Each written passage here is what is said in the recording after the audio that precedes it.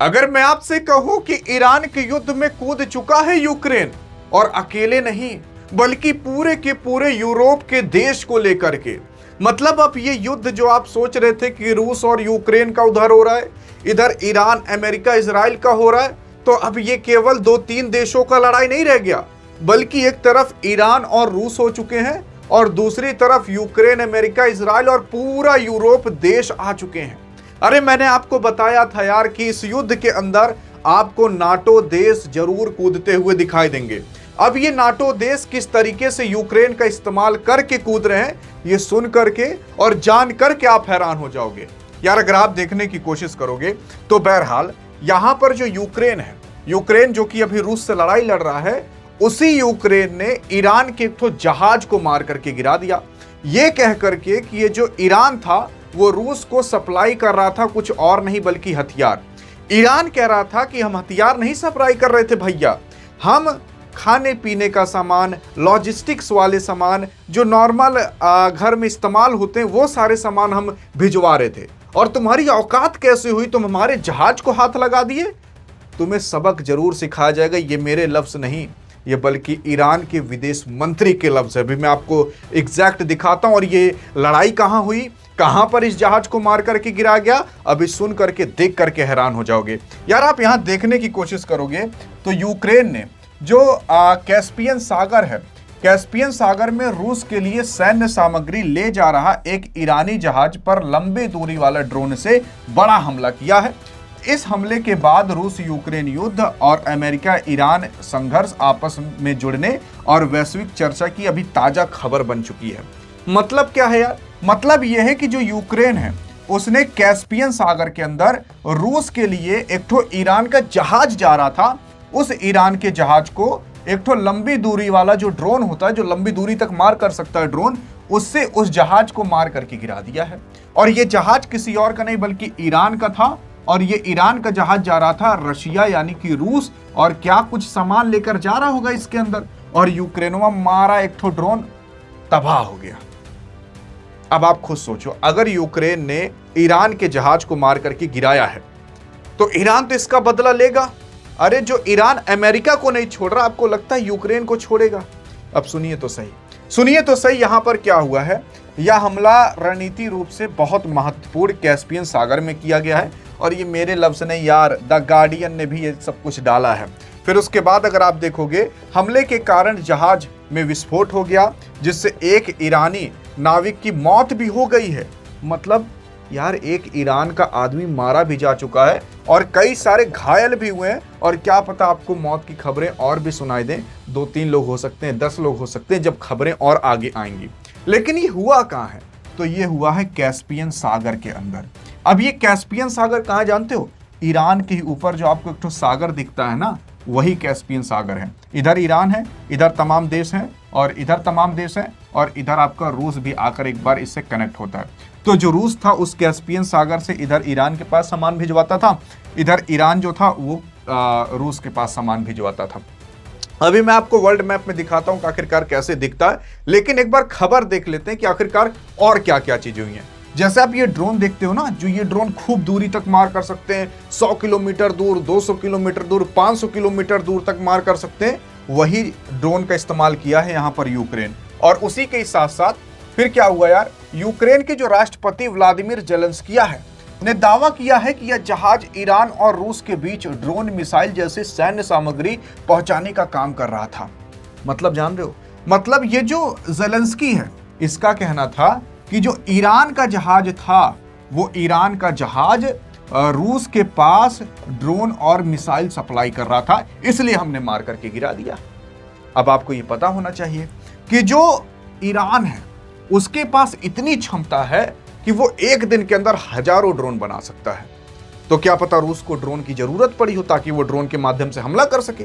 तो इसी वजह से यूक्रेन कह रहा है, इसी वजह से हमने उस जहाज को मार करके गिरा दिया कि वो ईरान का जो जहाज था वो रूस के अंदर ये सारी चीजें, ड्रोन और मिसाइलें सप्लाई कर रहा था। उसके बाद सुनिए, ज़ेलेंस्की ने आरोप लगाया कि रूस ने ईरान खाड़ी देशों के क्षेत्र में अमेरिकी सैन्य ठिकानों की उपग्रह यानी कि सैटेलाइट तस्वीर और खुफिया इनपुट दिए हैं। और ये मैं नहीं बल्कि अल जजीरा कह रहा है।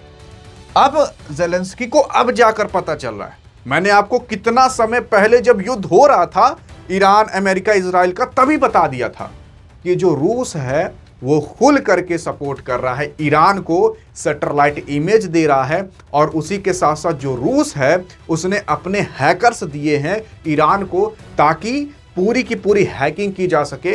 आपने देखा ही होगा कुछ समय पहले कि ईरान ने जितने भी अमेरिका के सैन्य अड्डे थे, जितने भी अमेरिका के वहां पर सैनिक थे, उन सबके फोन कॉल्स, उनकी डिटेल्स, उनकी हिस्ट्री, वो क्या देखते हैं, क्या करते हैं, कब कितना चलते हैं, क्या खाते हैं, क्या पीते हैं, कब नहाने जाते हैं, कब धोने जाते हैं, ये सारी डिटेल निकाल कर रख दी थी।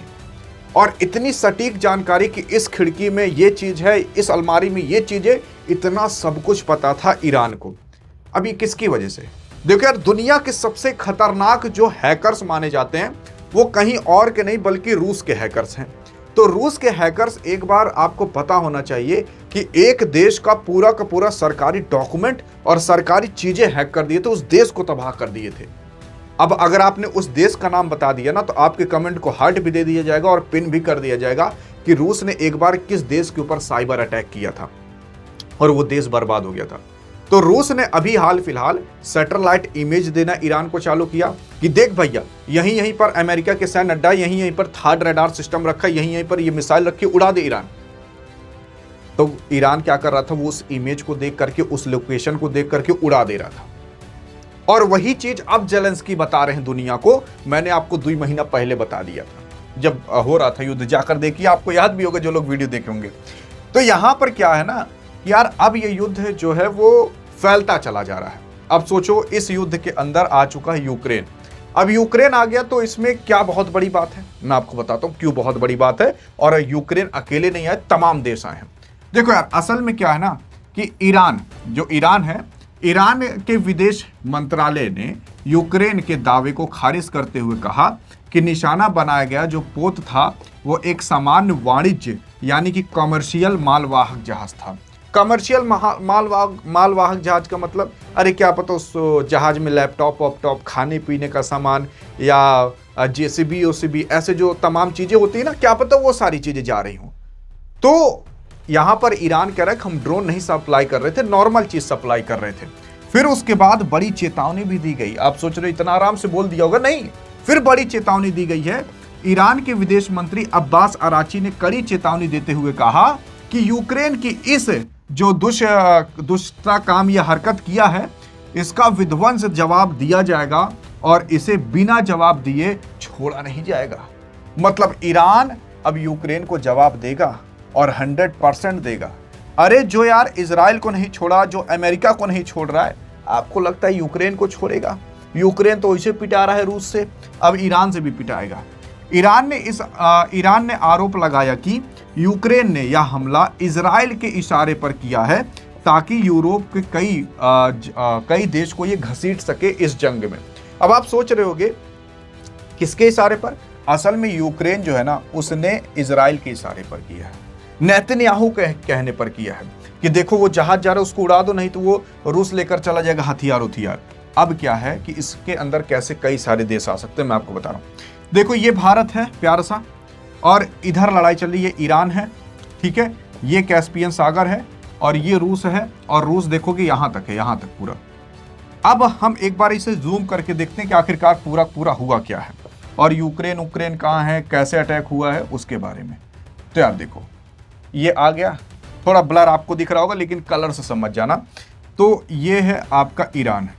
अब ईरान के ऊपर ही क्या है, कैस्पियन सागर। ये है ईरान, ये है कैस्पियन सागर, और यहाँ तक है रूस। ये पूरा रूस है, देख रहे हो, ये पूरा रूस है, इधर पूरा पीला वाला रूस है, यहाँ तक रूस है पूरा।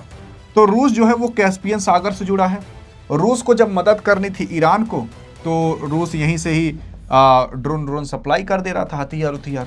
जब ईरान सपोर्ट कर रहा था रूस को, तो यहाँ से वो सप्लाई कर दे रहा था इसी पानी के माध्यम से। और मैं आपको बताऊं, इस पानी पर और इस कैस्पियन सागर पर अमेरिका का बिल्कुल भी कंट्रोल नहीं है। इसलिए कंट्रोल नहीं है ना क्योंकि इस कैस्पियन सागर के आरी बगल कई सारे देश आते हैं। यहां पर अगर आप अटैक किए और गलती से किसी और देश पर हल्की सी भी चिंगारी चली गई तो जानिए तुरंत दुश्मनाई हो जाएगी। इसीलिए इस कैस्पियन सागर पर कभी कोई हाथ नहीं लगाता। लेकिन यूक्रेनवा देखोगे यहां पर है, ये है यूक्रेन। अब उसने क्या किया, यहां से मारा एक ठो मिसाइल या ड्रोन, और यहां पर एक ठो जहाज जा रहा था, उसे मारकर गिरा दिया इसी कैस्पियन सागर में, जो ईरान का जहाज था। अब इससे क्या होगा, इससे ये होगा कि देखो यार, रूस और यूक्रेन की लड़ाई चल रही है और रूस अकेला लड़ रहा है यूक्रेन से। अब आप सोच रहे होगे अकेला, यूक्रेन भी तो अकेला लड़ रहा है। नहीं यार, यूक्रेन के पीछे ना पूरे नाटो देश का हाथ है। पूरा नाटो देश चाहता है कि जो रूस है वो गिर जाए, वो दब जाए। क्यों? क्योंकि रूस से सब डरते हैं। दूसरी चीज, अब यहां पर जो यूक्रेन है वो रूस से इतना समय तक इसलिए लड़ पाया क्योंकि इसके पीछे 20-30 देशों का हाथ है। जैसे यूएस जो है वो यूक्रेन को खूब ढेर कुल्ले सप्लाई कर रहा है, मिसाइल उसाइल। जर्मनी जो है वो खूब ढेर कुल्ले यूक्रेन को सप्लाई करता है, मिसाइल उसाइल। तभी यूक्रेन लड़ पा रहा है, किसी और खिलाफ नहीं बल्कि रूस खिलाफ। नहीं तो रूस चाहता है एक के दिन में मार के उलार देता इनको। और जो इतने देश लोग इसको सपोर्ट कर रहे हैं यूक्रेन को, इसीलिए रूस के खिलाफ ही लड़ पा रहा है। अब क्या है, अब यह है कि भैया अब जब रूस ने ईरान के एक ठो जहाज पर अटैक किया तो सिंपल सी बात है, ईरान भी एक ठो इनको मार करके गिराएगा। और जब यूक्रेन पर अटैक होगा ना तो चिढ़ेंगे पूरे पूरे यूरोप वाले देश, क्योंकि यूरोप वाले देश यूक्रेन की मदद कर रहे थे। और अगर कोई बाहरी देश यूक्रेन को आकर मारेगा तो यूरोप वाले देश क्या करेंगे, भैया मारेंगे जरूर। तो इसीलिए सारे के सारे यूरोप वाले देश ईरान को छोड़ करके यूक्रेन के साइड हो जाएंगे।